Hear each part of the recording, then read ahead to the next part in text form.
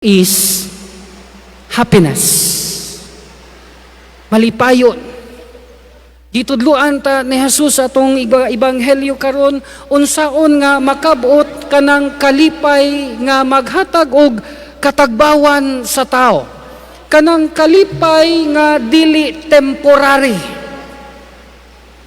And this beatitude that we have read in our gospel today is summarized in one word.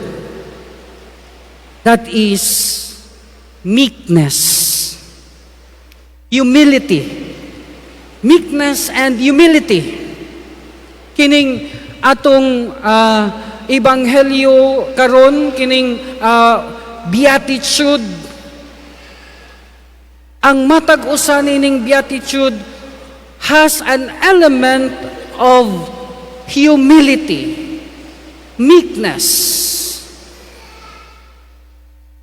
Kung gusto ta nga magmalipayon, kung gusto ta nga makabuot nato kanang kalipay nga magtagbaw nato, Jesus is telling us to be humble, to be meek. Usahay manggod, lahi mga tong panglantaw niining meekness. Lahi ato ang panglantaw niining gitawag humility. Kay mura ba og kung maingon ta magpaubos ka, ang ato dayong connotation is daog-daogon ta ani, bugal-bugalan ta ani, dili dapat ta magpadaog-daog. Kinahanglan nga musukol ta, kinahanglan nga mobalos ta. Kay di pwede nga daog-daogon lang ta. But then, this is not the humility that Jesus is presenting to us. This is not the meekness that Jesus is presenting to us. What is then meekness? What is then humility? In our first reading today from the book of the prophet Zephaniah, Zephaniah tells us, those who have a humble heart, those person or humble are continuously seeking God.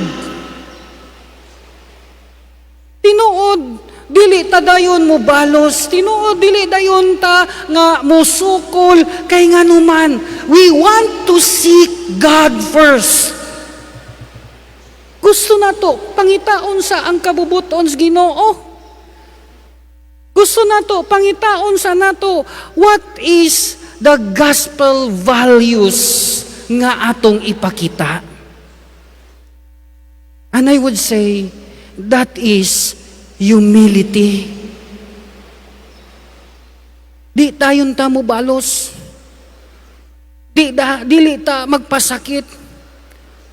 Dili lang ni basta kay daog-daogon ta, kundi ang atong reaction sa mga tao nga nagdaog-daog nato, kinahanglan subay sa kabubuton sa Dios. Kinahanglan subay sa gospel values.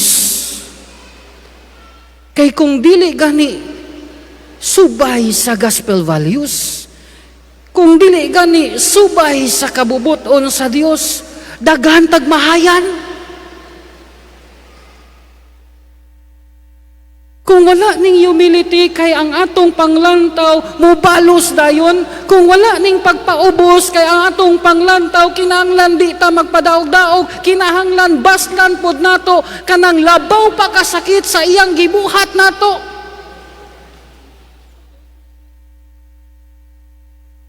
Kung mao ni atong panglantaw, we would be end up regretting our actions. In order for us to have that happiness that will fulfill us, is to hold on to humility, to seek God first, to seek the gospel values first. Second, humility is acceptance that everything we have comes from God. This is what our second reading tells us from the letter of Paul to the Corinthians. What is the context? The context in Corinthians was that many of the community, many of the people, many of the families do not have education, proper education. Kasagaran nila nga naa sa komunidad sa Corinthians, nahimutang nga kabos, nya pipila lang ang naa. Nya kay pipila lang man ang naa, there is this growing envy, there is this growing nga panglantaw nga dapat naapoy amo. Nga dapat mulabaw punta. That is why Paul tells us in our gospel today, or in our second reading today from the letter to the Corinthians, he said, God chose the lowly and despised of the world, those who count for nothing, to reduce to nothing those who are something. Gidasig niya kadtong mga tao nga naglantaw sa ilang kaugalingon nga ubos kay wahay ila. And telling them, remember, God chose the lowly. God chose the despised of the world. Para kadtong naa will be reduced to nothing. Naway ikapahinambog ni ining kalibutan. Wa tay ikapahinambog sa ato ang kaugalingon kay ang tanan iya sa Dios. Unsa man lang ang atong ikapanghinambog.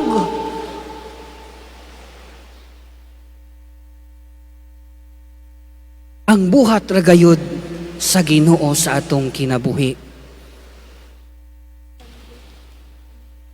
Because everything that we have comes from God. And we have to accept that. We have to accept what we have. Magamay man siya umadako atong dawaton kay kini gasa gikan sa Dios. Kay kini iyaman sa Dios. That is humility. Dunay usa ka pari naghumiliya mahitungod sa panglantaw nga everything comes from God and we are just shepherds of God, stewards of God. Mo na nga wa gyud ato. Sa dihang nahuman ang misa paggawa sa pari na iniduol niya nga tigulang, mingon siya, Father, anong moingon mangka nga gikan sa Ginoo ang tanan, tan-awa ni. Kining akong mga titulo nakapangalan ni sa ako tanan na karon ing nako. Iya ba ni sa Ginoo? Og ang pari mingon, tubagon ko na nga pangutana, balik nako 100 years from now. Wa ni tingog ang tiguang. Nga naman, kaibaw man siyang di na siya kaabot og 100 years. Isa ng atong kinabuhi, hinulaman lang. Tigdumana lang bantayin eh. Everything comes from God. Ang tanan iyaman. Magamay umadako iyaman. And we have to accept what we have. magamay man na o madako. Usahay, kay di man nato madawat lagi. Di nato madawat mga Pinoy nga ang ilong nato pango. Usahay, dili nato madawat nga ang atong height 4 ra gyud. Bisan unsaon natog lukso-lukso New Year, di gyud ta motubo. Kung maura gyud na, maura gyud na. Sultian na mo tinuod 30 anyos kung lumukso-luksos New Year, wa gyud ko tumubo oy. Accept what you have. Accept the talents God has given you. Dawata. Ug unsa ang mga gasa nga gihatag sa Dios nato, kay pinaagi lamang ni anang acceptance that we will find joy, happiness.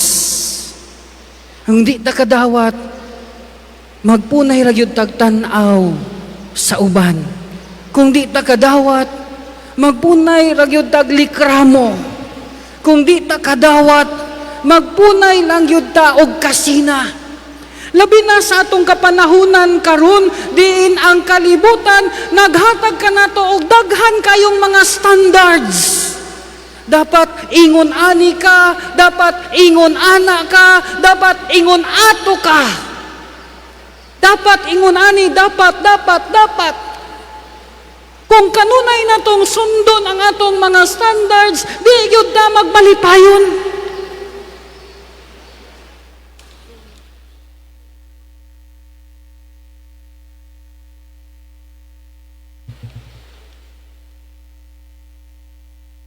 Muna nga kasagaran sa mga batan-unan karon, dili man tanan, pero pipila dunay daghang insecurities. Kay dili man ko Korean look. Kay dili man ko bright sa maniya.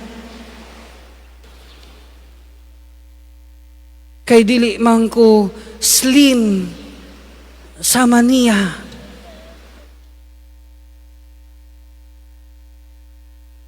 Kay dili man taliw-tiw ang akong ilong. Kay wala man ko ani. Kay wala man ko ana. And we won't be happy. Kung kanunay ta magtan-aw sa standards, we will begin to hate ourselves. Nganong ingani ko?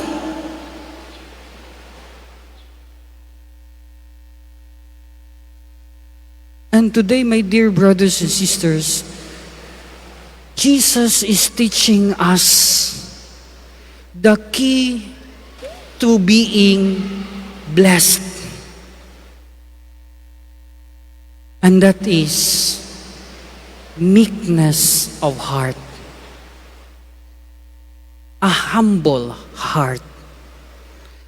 A heart that always seek the will of God. A heart that always seek the gospel values. A heart that always accept what God has given us. And that is humility. Unta, kung dunay moingon nato pagpaubos, dili unta ta moingon, di ko oy, kay daog-daogon ra ko. Kung dili ato untang dumduman, kung ngay mga tao moingon nato pagpaubos, He is simply telling us, seek God first and accept what God has given you.